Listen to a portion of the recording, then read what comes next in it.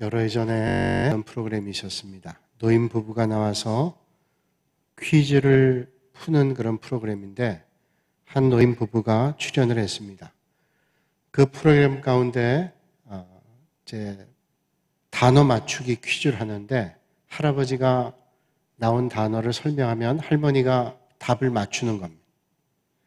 그 질문 가운데 천생연분이라고 하는 질문이 나왔습니다. 할아버지가 할머니에게 이 천생연분을 설명해야 되는데 갑자기 말문이 탁 막혔습니다.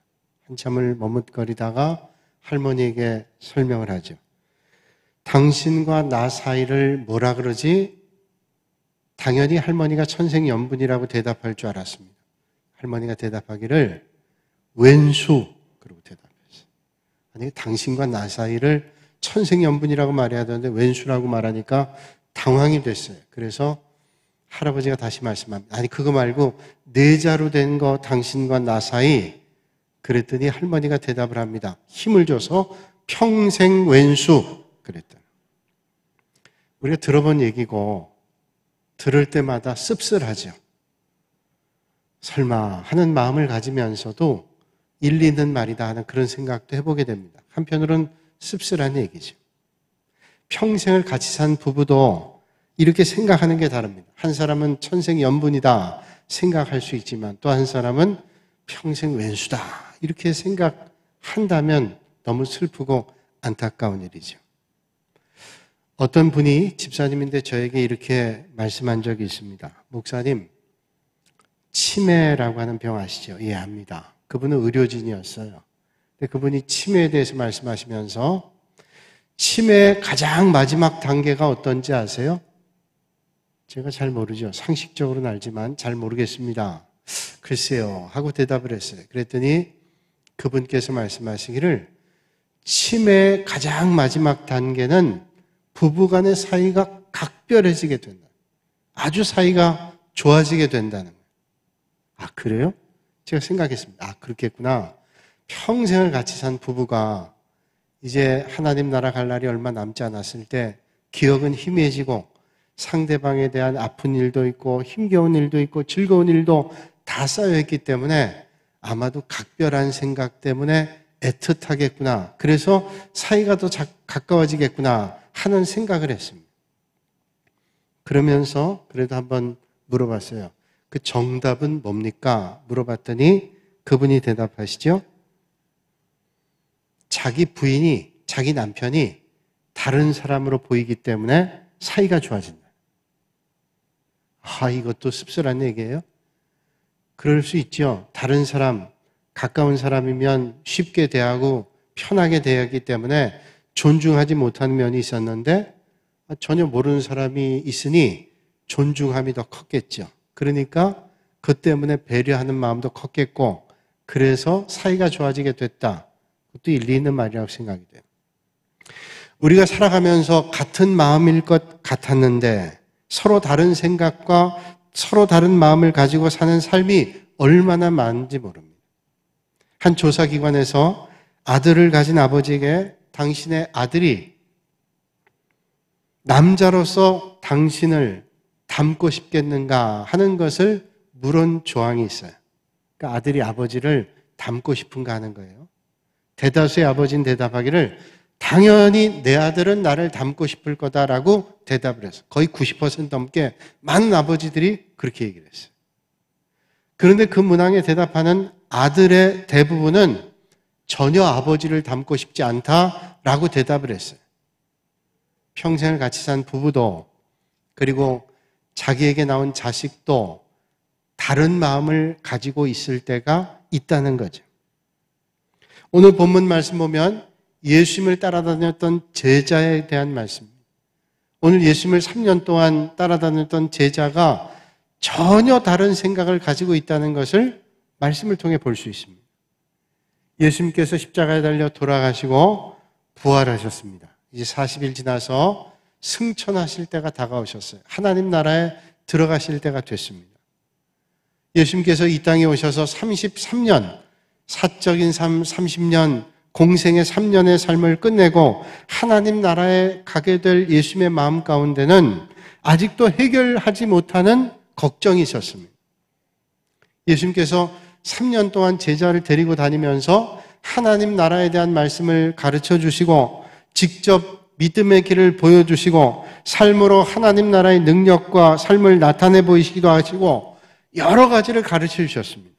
그럼에도 불구하고 제자들은 자기들의 짧은 생각과 욕망의 테두리를 벗어나지를 못했습니다.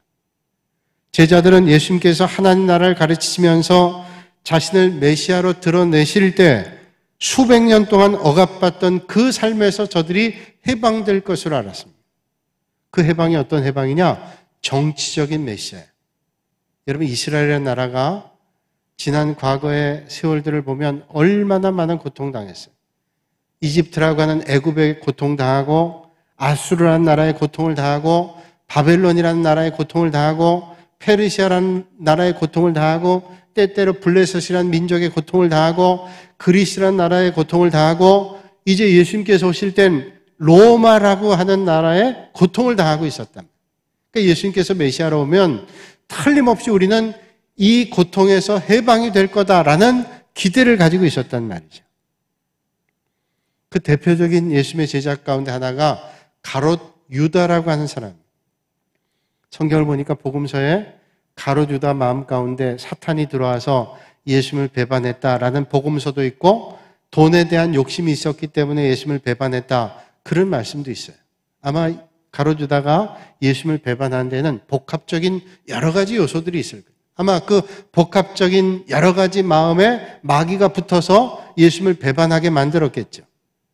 항상 낚시 바늘이 있는 곳에 주변에 맴도는 고기가 낚시꾼에게 걸려드는 것처럼 사탄의 주변에 맴돌고 있던, 그리고 주님에 대한 반항심을 가지고 있던 저들의 마음 가운데 마귀가 들어왔던 게 틀림이 없습니다. 그 가롯 유다가 대표적인 사람이에요. 어떤 신학자는 말하기를 가롯 유다는 예수님에 대한 적개심이 있었다는 거예요. 어떤 적개심이냐?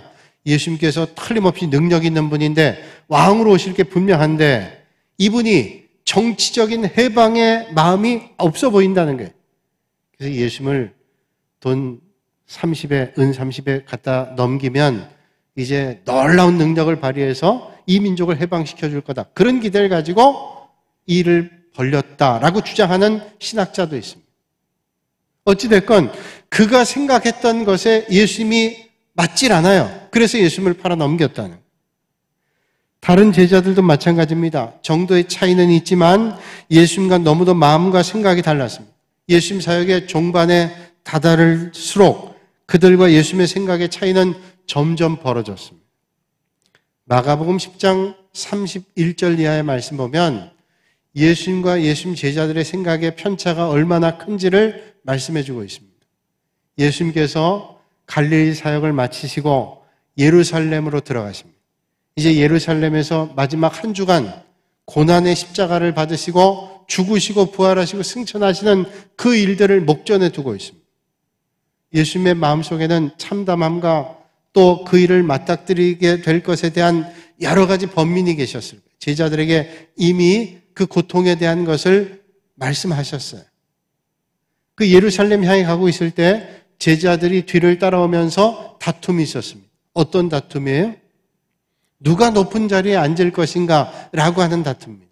가만 보니까 예수님께서 놀라운 능력을 베푸시고 놀라우신 분이 틀림이 없습니다. 예수님께서 왕으로 오실 텐데 예수님 왕으로 오시면 누가 과연 권력의 실세에 앉게 될까? 이게 저들의 마음이었다는.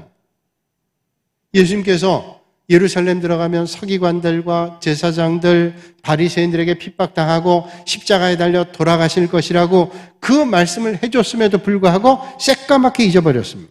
그리고 자기들의 마음대로 예수님께서 정권을 잡게 되면 누가 과연 실세를 얻게 될 것인가, 누가 높은 위치에 자리를 차지하게 되는 제자가 될 것인가, 여기에 관심을 가지고 있었다.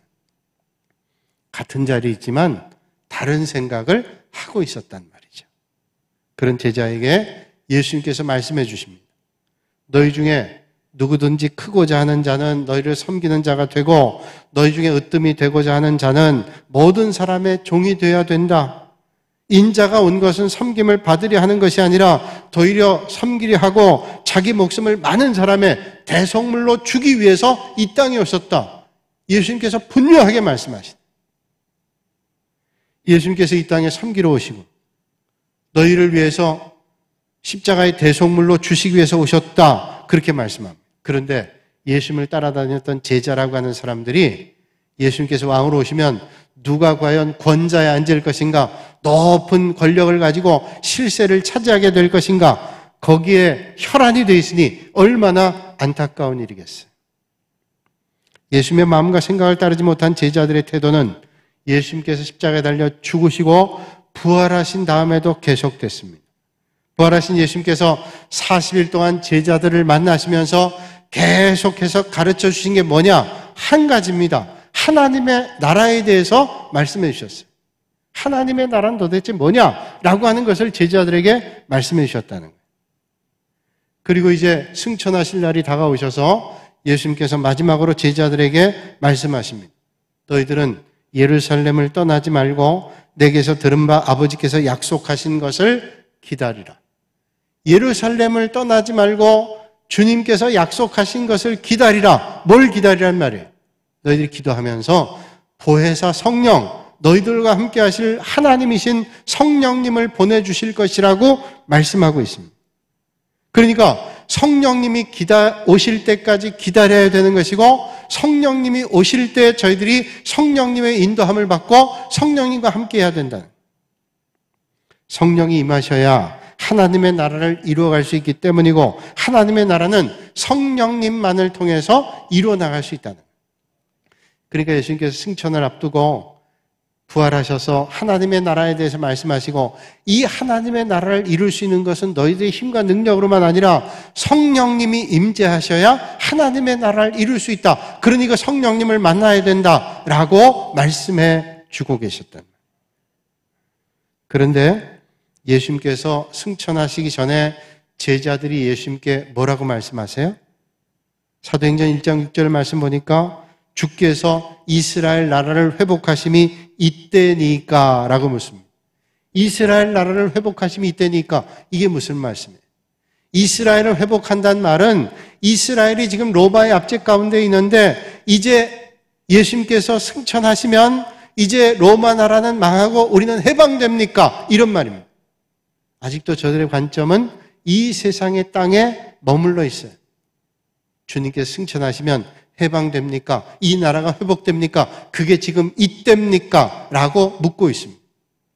예수님께서는 승천하시면서 하나님의 나라에 대해 말씀하시고, 하나님 나라를 이루기 위해서 너희는 먼저 성령님을 받아야 된다 말씀하고 있는데, 이제 우리가 해방됩니까? 라고 묻는 거예요. 전혀 동문서답하고 있죠? 아직도 저들은 이 땅에 머물러 있어요. 주님을 따라다니고 주님을 배웠지만 아직도 저들의 생각과 삶의 자리는 이 세상에 머물러 있습니다. 사랑하는 여러분, 오늘 우리의 생각과 예수님의 생각이 다르다면 누구의 생각을 고쳐야 될까요? 예수님의 생각과 나의 생각이 다르다면 어떤 생각을 바꿔야 됩니까? 내 생각이 옳으니 주님께서 마음을 바꿔야 됩니다. 이게 올바른 걸까요? 절대로 그렇지 않죠. 완전하신 주님의 뜻에 내 생각을 바꾸어 맞추는 것이 올바른 믿음의 길이지 않겠어요? 그러니까 내가 내 생각 바꿔야 됩니다. 예수님의 생각에 맞춰 내 생각을 바꿔야 됩니다. 그런데 우리가 머리로는 잘 아는데 우리의 삶에는 그러지 못할 때가 얼마나 많은지 몰라요. 그래서 주님, 제가 다 순종해도 그것만은 절대로 순종하지 못합니다. 내 생각을 바꿀 수 없습니다. 주님 생각 바꾸셔야죠. 그리고 하나님 앞에 때를 부릴 때가 있죠. 어떤 때는 내 생각대로 하나님께서 응답해 주시지 않으면 하나님의 응답이 없다고 생각할 때 있습니다. 다 잘못된 생각이에요. 하나님의 생각과 내 생각이 다르면 내 생각을 하나님께 맞추는 것이 올바른 것입니다. 믿음 생활 잘하는 사람이 뭘까요? 저 사람 믿음 좋아. 믿음 생활 잘하는 게 뭘까요? 믿음 생각은 내가 원하는 대로 모든 게 이루어지는 게 아닙니다. 하나님이 원하시는 대로 내 생각을 맞추고 내 행동을 맞추고 내 삶의 모습을 맞추는 것이 믿음 생활 잘하는 것입니다. 사랑하는 여러분, 하나님의 뜻과 계획 앞에 여러분들의 삶을 내려놓고 하나님 앞에 철저하게 순종하여 하나님의 역사를 이루실 수 있기를 주님의 이름으로 축원합니다. 이게 믿음의 길. 이제 예수님께서 그런 생각 가지고 있는 제자들에게 말씀해 주십니다. 때와 시기는 아버지께서 자기 권한에 두셨으니 너희가 알 바 아니야. 자, 이스라엘 회복 때가 지금입니까? 라고 묻는데 때와 시기는 너희가 알 바 아니라 그건 하나님께 맡기라는 말씀이에요. 그러면서 말씀하죠. 대위 명령이라고 하는 중요한 말씀합니다. 오직 성령이 너희에게 임하시면 너희가 권능 받고 예루살렘과 온 유대와 사마리아와 땅끝까지 이르러 내 증인이 되리라 말씀하세요. 오늘 이 말씀을 셋으로 나눠볼 수 있어요. 성령이 우리에게 임하시는 거예요. 성령이 임하시면 어떤 일이 있냐면 권능을 받습니다. 성령님이 내 안에 오시면 내가 능력의 사람이 돼요. 권능의 사람이 돼요. 영적 사람이 됩니다. 그러면 어떻게 돼요? 예루살렘과 온 유대와 사마리아와 땅끝까지 이르러 증인이 됩니다. 성령님이 우리에게 임하시면 권능을 받는데 이 권능이라고 하는 말을 헬라어로 보면 두나미스란 말이에요. 두나미스란 말은 이 두나미스란 헬라에서 영어에 다이나마이트란 단어가 나왔는데 이 두나미스란 말은 폭발력 있는 능력을 말합니다. 그러니까 성령님이 내 안에 오시면 다이나마이트 같은 폭발력 있는 능력을 덧입게 되고 그러면 복음의 증인되는데 어떤 복음의 증인데요? 먼저는 가까이 예루살렘 그리고 온 유대 그리고 저들이 사람 취급하지 않았던 사마리아까지 그리고 땅의 마지막이라고 하는 땅끝까지 복음을 전하는 증인된다. 주님의 생각 어디 있어요? 너희들이 성령을 받고 권능을 받고 그래서 땅끝까지 복음 전한 증인돼야 된다 말씀하는 거예요. 그런데 아직도 성령의 권능이 임하지 않으면 그 일들을 이룰 수 없다는 거예요. 초대교회 공동체가 이런 하나님의 말씀을 붙잡고도 늘 미적미적했습니다. 그래서 복음이 예루살렘 안에만 머물러 있었어요. 그래서 예수님께서 이런 말씀을 전했음에도 불구하고 예루살렘을 벗어나지 못합니다. 복음이 예루살렘에서 머물러 있었습니다. 그래서 하나님께서 복음을 확장시키기 위해서 어려움 가운데 있었지만 초대교회 공동체에 충직한 집사였던 스데반이 순교하게 됩니다. 스데반이 순교함으로 많은 그리스도인들이 흩어지게 됩니다. 흩어지면서 복음이 확장. 이 놀라운 하나님의 섭리가 거기 있었다는. 그래서 이 예루살렘에 있었던 복음이 유대 땅으로 퍼지게 되고 심지어는 가기 싫은 사마리아까지도 가게 되고 땅 끝까지 복음 전하는 역사가 일어나게 됐다는. 오늘 이 말씀에서 우리는 두 가지를 살펴볼 수 있는데 첫째는 하나님의 나라를 이루는 것은 절대적으로 하나님의 권한에 있다는. 이건 누구도 어찌할 수 없어요. 하나님이 하신 일 누구도 막을 수 없습니다. 그러나 이것은 인간의 힘이나 능력으로 죄행할 수 있는 것도 아닙니다. 오직 하나님의 주권에 있다는 거예요. 오늘 우리는 하나님의 주권 앞에 순종함으로 하나님의 역사를 이룰 수 있다는 것이죠. 우리는 생각합니다. 하나님은 전능하시지만 우리 인간은 참 유한한 존재다. 그렇습니다. 우리는 유한한 존재이기 때문에 영원하신 하나님의 영역을 침범할 수 없습니다. 우린 피조물이에요. 창조주의 영역을 우리는 감히 침범할 수 없습니다. 인간은 한계가 있어요. 능력의 한계가 아니라 멈춰야 될 한계가 있다는 말씀입니다. 그런데 멈춰야 될 한계를 넘어서서 하나님의 자리를 탐내게 될 때 인간은 죄 가운데 빠지게 됩니다. 하나님께서 인간을 창조하시고 에덴 동산에 두시면서 말씀하셨죠. 우리가 알고 있는 대로 동산 나무의 각종 열매는 내가 임의로 먹되 선악을 알게 하는 나무의 열매는 먹지 말라. 내가 먹는 날에는 반드시 죽으리라. 무슨 말씀이에요? 에덴 동산에 많은 나무를 만들고 열매를 먹게 하셨습니다. 딱 하나 선악과는 먹지 말라. 이런 말씀. 그러면 이런 궁금한 마음이 생깁니다. 아니 하나님께서 우리를 사랑하시고 독생자 예수 그리스도까지 주신 분께서 왜 그토록 야박하게 선악과는 먹지 못하게 했어요? 아니 먹지 못하게 할 바엔 만들지 마시지 왜 만들어 놓고 먹지 못하게 하고 먹으니 왜 에덴 동산에서 쫓아내셨을까? 그런 궁금한 마음을 갖게 되잖아요. 그런 마음 같잖아요. 아니 왜 도대체 하나님은 에덴 동산에 선악과를 만들어서 우리 시험해? 왜 시험에 빠지게 하나님 하실까? 이렇게 생각하잖아요. 하나님께서 우리에게 항상 좋은 걸 주시길 원하신 분이 왜 에덴 동산의 선악과는 주시지 않았나? 우리는 생각하게 됩니다. 그건 우리에게 뭘 말씀하시냐면 인간은 한계가 있다는 거예요. 그 한계 뭐냐면 자기가 지켜야 될 한계를 넘어서면 안 된다는 거예요. 저 다 먹으라고 하는 거 허락하셨습니다. 그러나 네가 지켜야 될 한계, 인간의 한계를 넘어서면 안 된다. 넘어서면 그때는 죄다. 그때는 하나님부터 멀어진다. 라고 하는 것을 말씀해 주십니다. 여러분, 인간이 한계를 잊어버리면 교만해집니다. 바벨탑을 쌓은 사람들 얼마나 교만해졌어요. 자기 한계를 모르고 높은 탑을 쌓아서 하나님처럼 되겠다. 교만입니다. 대제사장 서기관들 교만이에요. 하나님의 뜻을 넘어섰습니다. 이게 교만이에요. 이 교만을 잊어버리면 하나님의 뜻 안에 살 수가 없어요. 영국이 해양 강국이잖아요. 19세기에 모든 화물선, 여객선 영국이 주도했습니다. 그런데 언젠가부터 배가 물속에 가라앉기 시작했습니다. 연구를 했어요. 도대체 왜 배들이 물속에 가라앉나? 많은 사람들이 영국 배를 이용하니까 영국에 무거운 짐을 실었습니다. 영국 배. 그래서 이 배에 너무 많은 짐들과 사람이 실리다 보니까 물속에 배가 가라앉는 거예요. 그래서 사무엘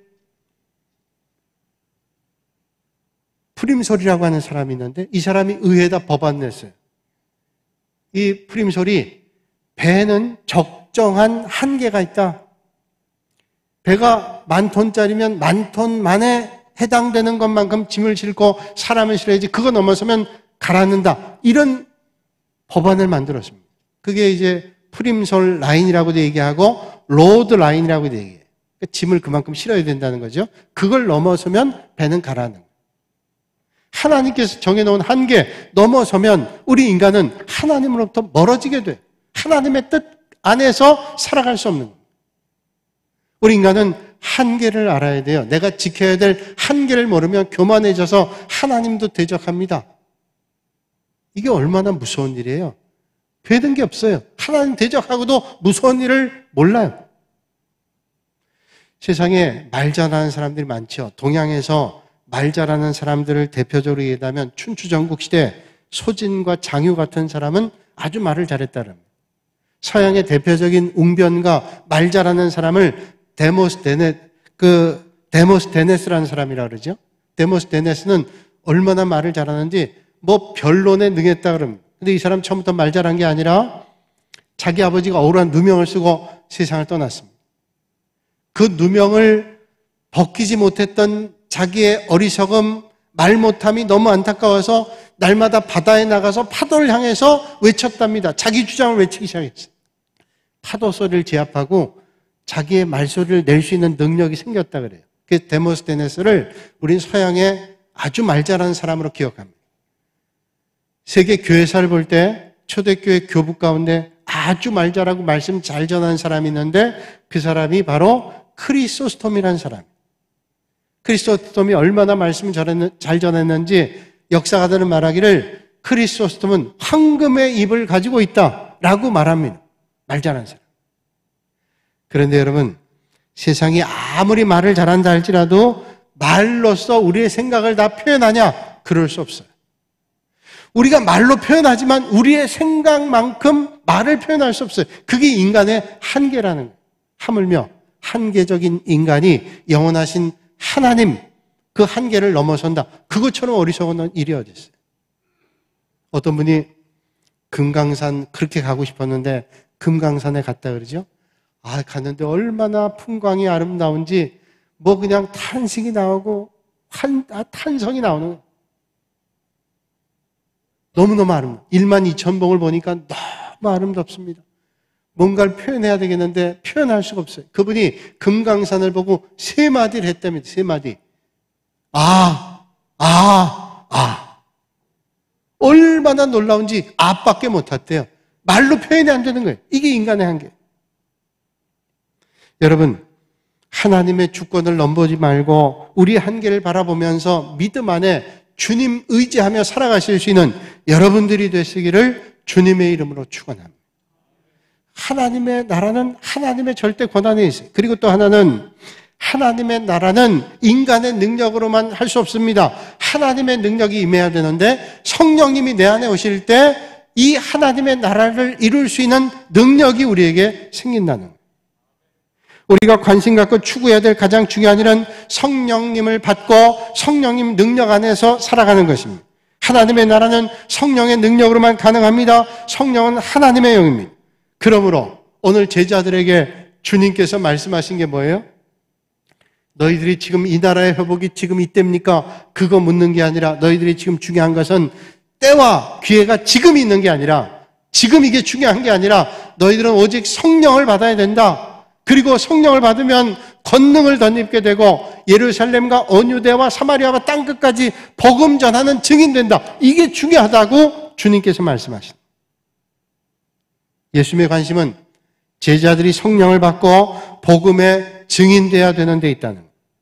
그런데 늘 배신하고 예수님을 이해하지 못한 지금의 모습으로는 절대로 예수님 따르는 제자의 삶으로 살아갈 수 없습니다.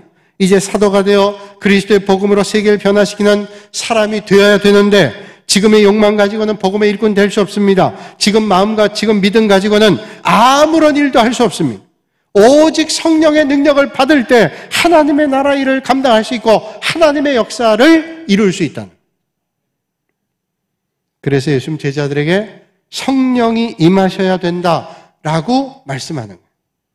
오늘도 예수님의 관심은 우리가 성령을 받고 하나님의 능력으로 살아가고 있느냐 그렇지 않느냐 하는 데 있습니다. 오늘도 이 아침에 주님의 마음을 읽고 성령님을 받아 권능을 받아 그리스도의 복음을 증거하실 수 있는 여러분들이 다 되실 수 있기를 바랍니다. 사랑하는 여러분, 예수님의 관심은 우리가 이 땅에서 얼마나 잘 먹고 사느냐에 관심이 있지 않습니다. 우리가 어떤 좋은 집에 살고 있느냐에 있지도 않습니다. 내가 어떤 차를 탈 것인가, 어떤 옷을 입고 있는가, 얼마나 많은 돈을 벌고 살 것인가, 거기에 주님의 관심이 있지 않습니다. 예수님의 관심은 우리가 얼마나 은혜 가운데 살고 있는가, 얼마나 성령님을 받고 성령의 능력으로 살고 있는가, 얼마나 우리가 하나님의 나라와 하나님의 의를 위해 살고 있는가, 거기에 관심이 있습니다. 우리의 삶 가운데 얼마나 그리스도의 향기를 드러내고 영혼을 살리는 일을 하면서 살아가고 있는가, 이게 주님의 우리를 향한 관심이라는 거예요. 사랑하는 여러분, 우리는 오늘 어떤가요? 주님께서 걱정하지 말라고 하신 무엇을 먹을까, 무엇을 마실까, 무엇을 입을까 하는 것에 정신 팔려 하나님의 뜻은 잊어버리고 살고 있지 않습니다. 하나님께서 알아서 다 해주시겠다고 하는 것에 마음을 빼앗기고 정작 마음을 쏟고 관심을 가져야 할 하나님의 나라 일들은 뒷전이 돼버린 그런 삶을 살아가고 있지 않느냐는. 그러면서 말하죠. 이렇게 어려운 시대에 우선 당장 먹고 사는 문제가 해결돼야지 먹고 사는 문제 해결되지 않았는데 어떻게 다른 것에 신경 쓰며 살아갈 수 있겠나. 말은 하지 않아도 여러분 그런 생각하며 살지 않으세요? 아니 내가 뭘 먹구나 예수 믿는 거지 먹고 살기도 힘든데 예수님을 어떻게 믿으며 살아? 이렇게 내가 교회 가주는 것만 해도 내가 이렇게 예수 믿는 것만 해도 내가 참 기특한 일인데 라고 생각하고 있지 않으세요? 오늘 이 아침에 한번 생각해 보세요. 여러분들이 예수님을 믿으신다면 예수님께서 하신 말씀도 믿으실 수 있길 바랍니다. 내가 예수 믿으면 예수님 하신 말씀을 믿어야 예수 믿는 거지 예수님 하신 말씀 믿지 않고 내 생각대로 믿으면서 예수 믿는다고 말한다면 그게 맞는 말이에요? 틀린 말이지. 예수님께서 뭐라고 말씀하세요? 마태복음 6장 33절에 너희는 먼저 그의 나라와 그의 의를 구하라. 그리하면 이 모든 것을 너희에게 더하시리라 말씀했어요. 뭐가 먼저? 하나님의 나라와 하나님의 의를 구하라. 그리하면 우리가 구하고자 하는 모든 것들을 하나님께서 더해 주시겠다는. 왜 그러면 주님께서 그런 말씀하시고 우리의 사정과 형편을 주님 모르세요? 에덴 동산에 선악과 만들어 놓고 왜 그걸 만들어 놓으셨어요? 우리가 말하는 거하고 똑같잖아요. 주님께서 우리의 사정과 형편 모르십니까? 아시면서도 하나님의 나라와 하나님의 의를 먼저 구해라. 그리하면 모든 것을 더해 주시겠다고 왜 말씀하셨어요? 예수님의 관심은 거기에 있기 때문에. 성령 받고 성령님이 주시는 권능 따라 살아가는 사람은 땅의 것에만 취하고 취해 살지 않습니다. 오직 복음의 증인으로 살아가며 하나님의 나라를 위해 살아갑니다. 주님께서 오늘 어려운 중에도 말씀하시는 이 땅에 살지만 하나님의 권능을 받으라. 성령이 임하시면 권능을 받고 예루살렘뿐 아니라 온 유대와 사마리아와 땅끝까지 복음의 증인될 수 있다고 주님께서 말씀하고 있습니다. 오늘 이 아침에 여러분은 어떤 일에 관심이 있으십니까? 내가 힘든데, 내가 먹고 살기 힘든데, 살아가는 날들이 얼마나 어려운데, 그렇지요. 그래도 여러분 거기에 속지 마시고 오늘 주님 주시는 말씀처럼 성령님이 내게 임하시면 내가 권능을 받는다. 그 권능으로 땅끝까지 복음 전하는 증인들이 되심으로 이 세상의 것들은 더불어 얻게 되는 축복이 여러분들에게 있으시기를 주님의 이름으로 축원합니다. 거룩하신 아버지 하나님, 오늘 우리가 이 땅에 살지만 이 땅의 것으로만 살지 않게 하시고 영원한 하나님 나라를 소망하며 주님께서 하신 말씀 우리가 마음속에 새기며 성령의 임재하심을 경험하여 권능을 받고 예루살렘과 온 유대와 사마리아와 땅끝까지 이르러 복음의 증인되는 믿음의 사람 되게 하여 주시옵소서. 예수님의 이름으로 기도하옵나이다. 아멘.